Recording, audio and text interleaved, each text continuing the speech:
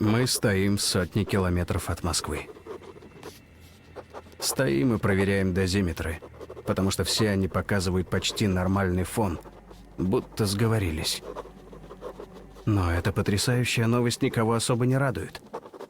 Ребята не понимают, что делать дальше. А лично я жду ответов на вопросы. И надеюсь, что командир, которому я до сих пор доверял безоговорочно, будет очень убедителен в этих ответах.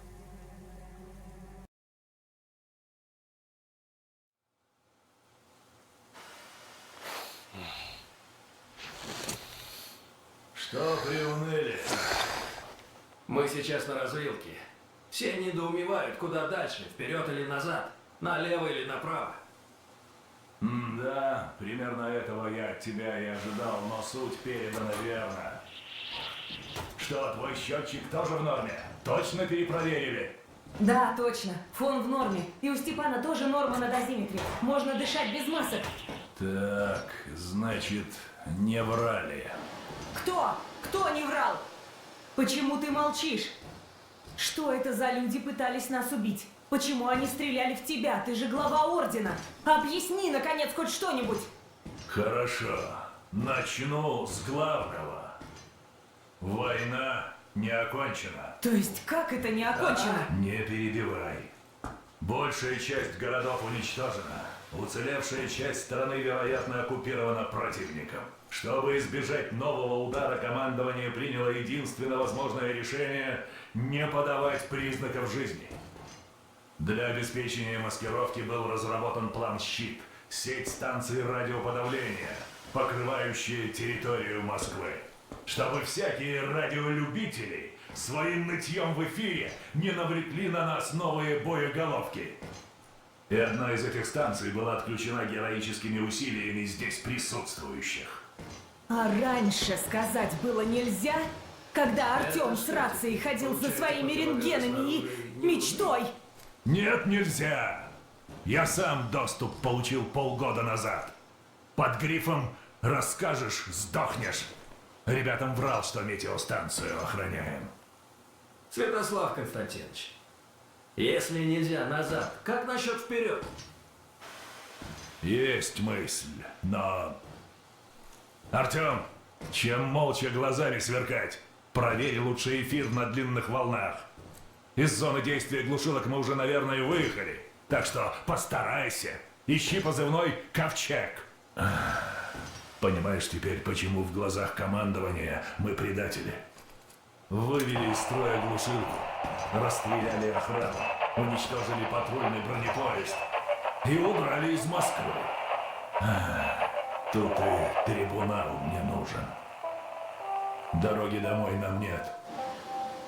А раз так, надо двигаться вперед. Что еще? Ну-ка, это что? Всем, кто слышит это сообщение, всем, кто хранит верность присяге, Всем слушать. объявляется общий сбор. Точка сбора. Код 1811-79. Квадрат 18-5. Повторяю. Объявляется Так, общий где сбор. там номер? Точка сбора. Код 1811-79. Так, вот здесь, значит. Квадрат Ага, гора вон там. 18-5.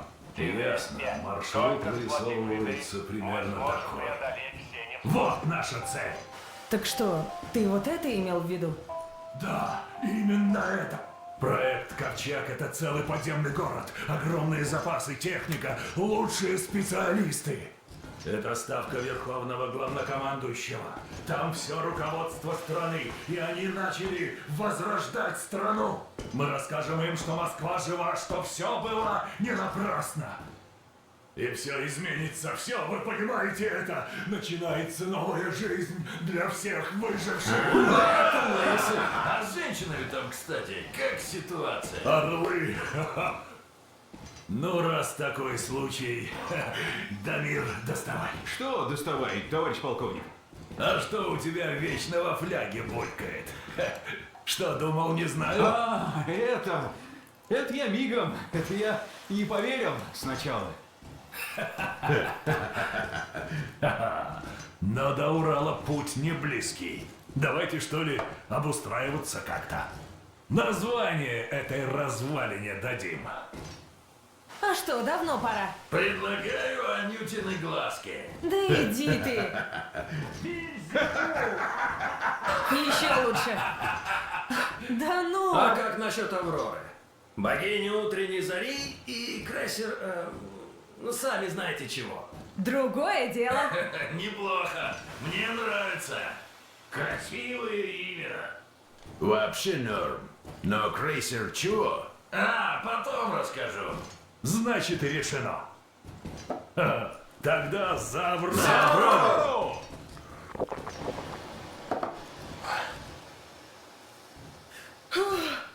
Артем, давай на карту-то посмотрим. Ну, отметили и хватит, пожалуй. Ермак полный вперед! Есть! Ничего себе маршрут. Сколько же нам туда ехать?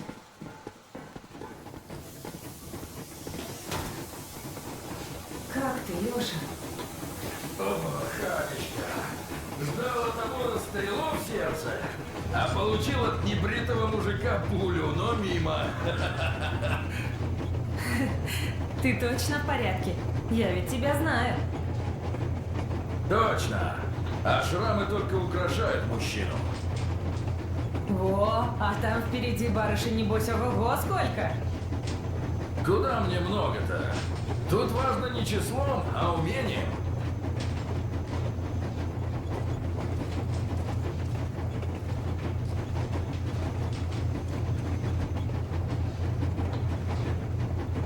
Андрей Иванович, а вы давно с этими, с глушилок, работать начали? Да год почти. Они меня чем заманили? Напели, что, мол, опыт мой поможет жизни в метро сберечь. Про метеостанции, посты наблюдений за миграцией монстров рассказывали. Ну, я и верил, отбился. А 2 месяца назад они людей на Аврору мою погрузили, потом охрана их вывела, а вернулась уже без них.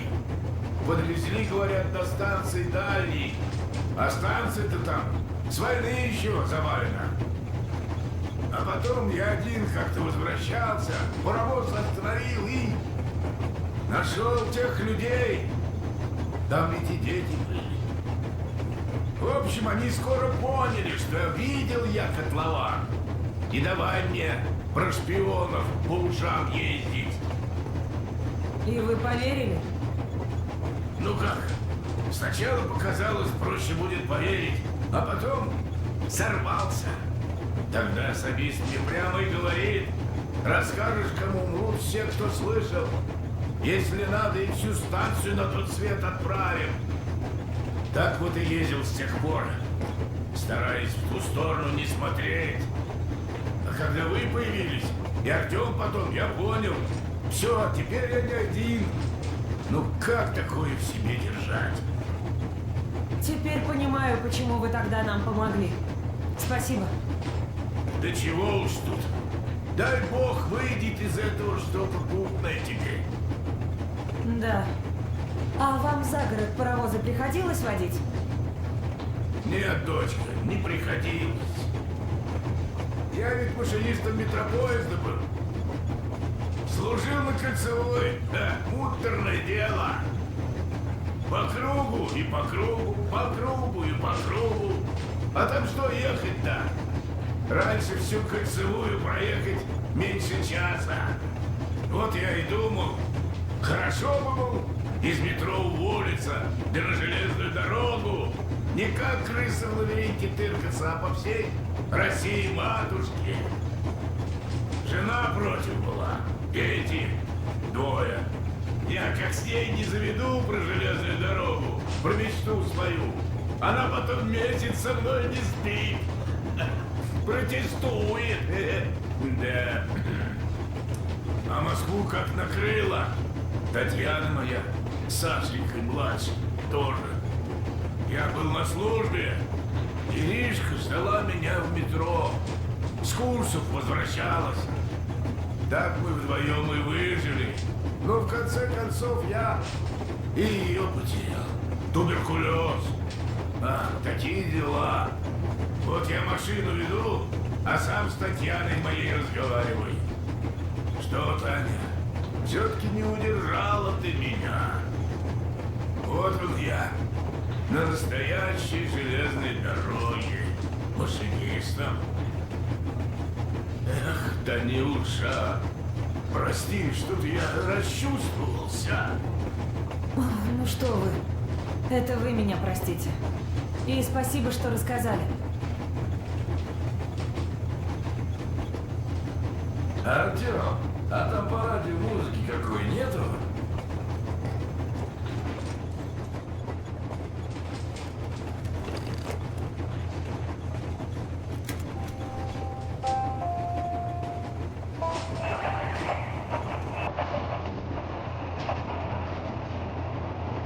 Надо же, нашел. Спасибо, Артем. Сразу веселее стало.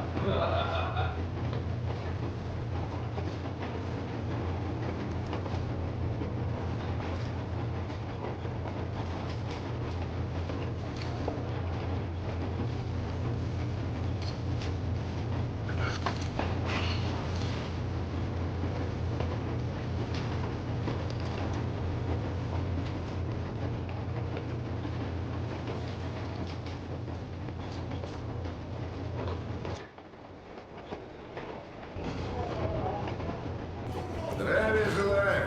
Ну что, Артем, кажется, ты перед полковником цель поставил, хоть и ненароком. Мы все помним, как ты в Д6 дрался. Так что не важно, что впереди, поддержим, не сомневайся. А, я вот тут инвентаризацию затеял. Теснота ведь. Я тут вроде стола что-то сообразить думаю. Чтобы инструмент какой найдется, тоже тут пристроить. Будет все под рукой. А то закатится какая пружинка. Ищи ее потом. Так что оружие разбирать, собирать, смазывать здесь будем. Чтобы под руку никто не подбивал, ну и не топтался тоже. По очереди, правда, придется. Да ничего, разберемся. Так что, если трофеи будут приносить, я проверю, переберу, ну и починю, если надо. В общем, назад получишь в лучшем виде. Эх, сколько я этих автоматов перебрал. И заводские, и самодельные. Такие конструкции попадались, обалдеть просто. Так что, если чего по оружейному делу, вопросы какие, не стесняйся, подходи. Автоматом как девушка, подход требует. И смазать надо, и почистить, и патроны проверить. А то, знаешь, с этими самодельными капсулями окисляется гильза иногда. Ну уж, если душу вложил, в бою не подведет. Вот сейчас эту красавицу протру и другую почистим.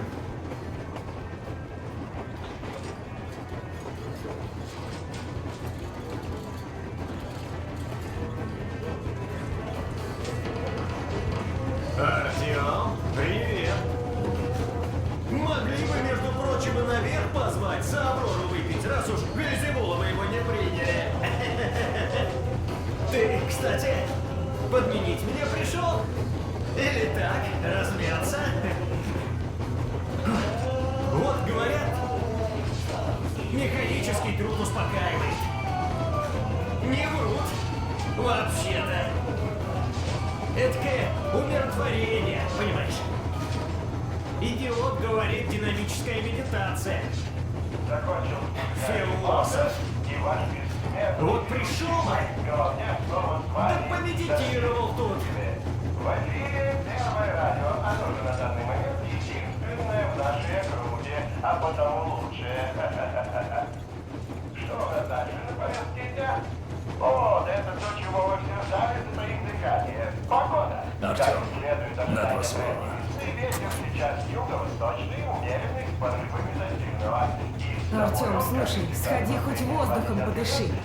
Без противогаза. Ты же всегда об этом мечтал. Отнюдь не бодрость и хорошее настроение, а радиоактивную пыль. Так что без противогаза. Артем, давай так, что было, то было. Да, я тебя не останавливал, когда ты лазал наверх. Да, отговаривал. Да, не говорил, что мы не единственные, кто выжил. Но у меня самого, допуска не было. Это государственная тайна, ясно тебе? Мне только после нашей обороны Д-6 допуск дали. Сказали, будешь наших обучать, потому что война продолжается. Что думаешь, я сам не охренел? За что тогда наши парни в Д-6 полегли, а? Ноги свои за что я отдал? Но я понял, потому что война, потому что секретность. И парни наши бы поняли. И ты пойми. Что, неужели ты не разболтал бы всем и каждому в метро? Ты ж, бляха, Прометей, тебе людей наверх из пещер надо вывести непременно. Романтик ты хренов. Думаешь, ты бы кого-нибудь спас? Что вы с глушилкой натворили? Сейчас, может, Москву раскрыли из-за вас. Сейчас, может, ракеты на подлете. В общем, чтобы они там про меня не думали, я не дезертир, и им никогда не буду, ясно? Если надо, я готов ответить за все. Но если есть хоть малейший шанс получить прощение, я его заработаю. И значит, нам, как споткнувшемуся бегуну, просто чтобы не упасть, надо бежать еще скорее. И не дай бог тебе еще раз поставить нам всем подножку. Понял? Надеюсь, что так. Ну, теперь нам хоть ясно, куда бежать. Так что можешь вернуться в рубку и взглянуть на карту. Примерно маршрут уже ясен. Наступило время послушать одну старую запись.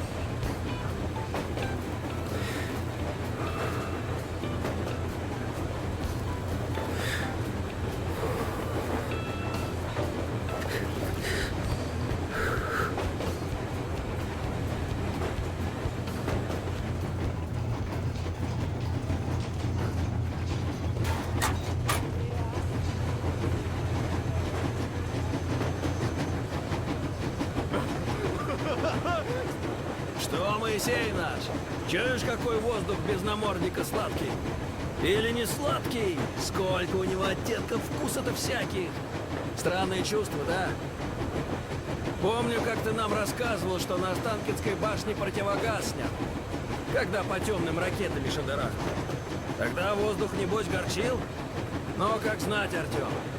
Если б ты тогда ракеты не пустил, то и на башню бы не полез. И сигнал тот по радио тоже не услышал. Жизнь, знаешь, странная вещь. Одна случайность, другой скована, как звенья цепи. И ты тащишь эту цепь из темного колодца. Звенья появляются по одному из темной воды. А что дальше в ведре? Чего в конце придется испить? Вот она загадка.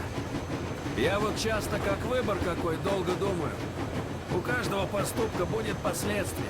И бросить цепь нельзя. И хлебать из ведра придется до дна. Вот и каково, но чувствовать себя Моисеем за цепь потянувшим. Ладно. Глупо человеку всю жизнь чужие приказы исполнявшему о таком думать, да? Ну так на то я и идиот. А вот что будет на конце твоей цепи, все же интересно.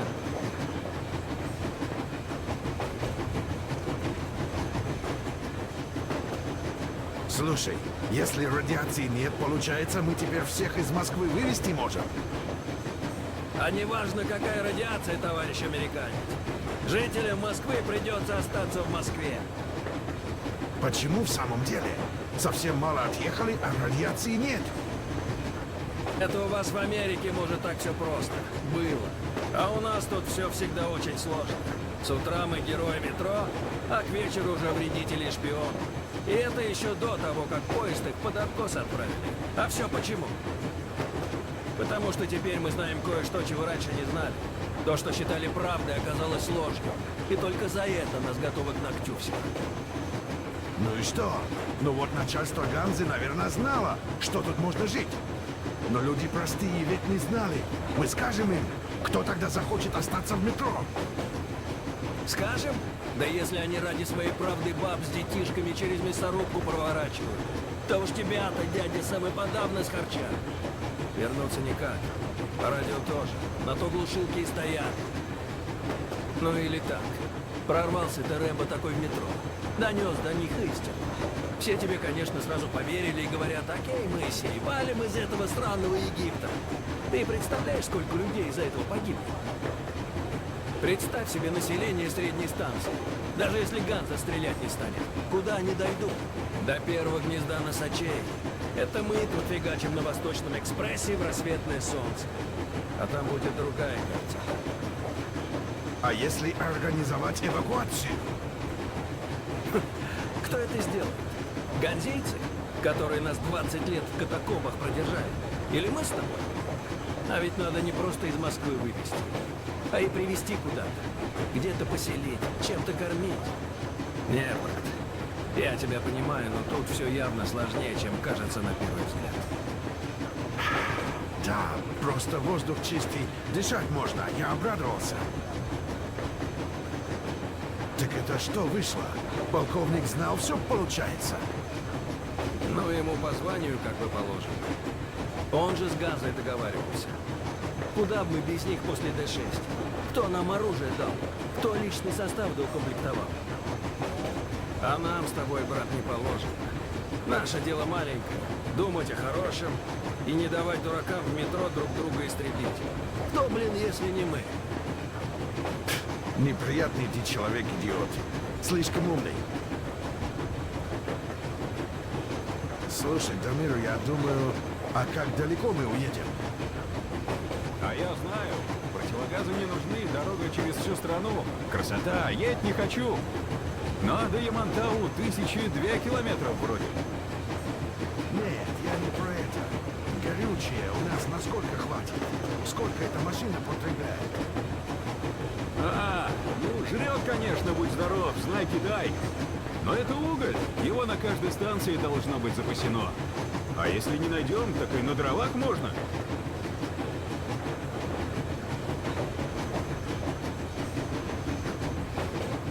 Чего погрустнел, Дамир?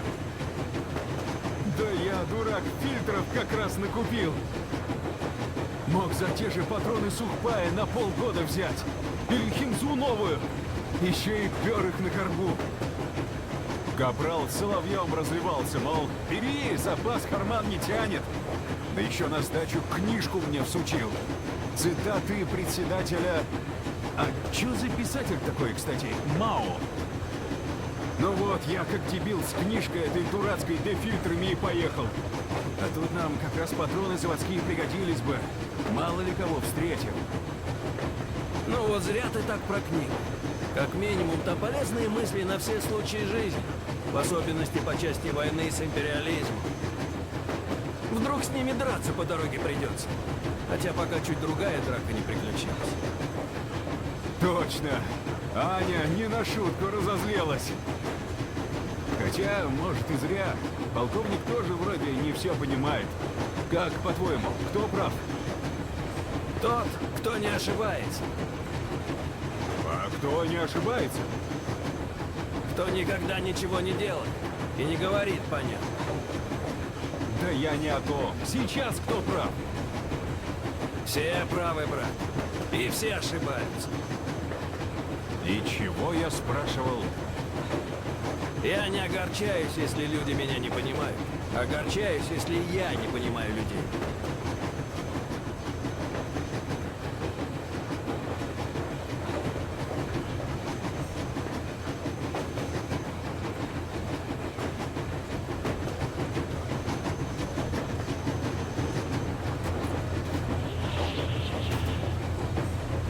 Ну, как будет сегодня? Погиб я, сынушка. Но хоть при исполнении. Дурак, теплю тебе. А ты, дядь Сэм, здорово на Нашинском болтать намостачился. Еще вот лет 40 так и совсем русским человеком бы помер. А теперь у тебя непонятки, да? Если твоя Калифорния не ёбнулась, выходит, зря обрусел. А вот если мы сейчас в оккупантов уткнемся, дядь Сэм, ты за кого будешь? За нас или за них? Не смешно. Если война не кончилась еще, мы что, теперь враги с тобой? Я вообще-то к другому. Мне, товарищ полковник, грибы курить запретил. Но ведь трубку мира-то можно, а? Вот если бы мы с тобой в Калифорнии ее курили бы, это бы повеселее было. Ох, ах, черт. А ты подумай, не скучаешь? Я не знаю. За столько лет уже привык. А теперь узнал, что моя семья, может быть, спаслась. И как во сне. Понимаю. Я вообще чего сказать-то хотел? Ты хотя и американец, а наш человек. Я спартанец, Алеша, уже давно. И ты спартанец. Это и есть наша национальность. Но как там в ставке главным командующего про меня скажут? Да перестань. Мы за тебя все встанем. Как за Аню с Артемом. Как полковник тогда тебя от толпы отбил. Да, там ведь и женщины, и старики, и дети. Все хотели. Мэм, я даже отбиваться не хотел. Хотя здоровый же был, как бык молодой. Сэм, тогда-то по-настоящему война шла. Тогда к нам только ваши ракеты прилетели, но и наши к вам. Так что выбрось это из головы, проставку. Ты спартанец, ты наш и точка. Спасибо, товарищ полковник. Ну, значит, едем на Урал. А я бы все-таки в Сан-Диего побывал. Хоть во сне. А вот я бы в одном бордечке на станции Дмитрия Бульвар. Слушай, меня что-то крушит. А я подремлю, если ты не против. Это правильно. Поспи, мэм, поспи. Ага. Опять же. Во сне оно экономнее.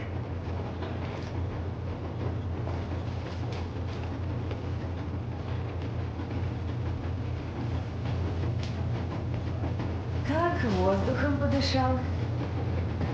Красота. Скажи.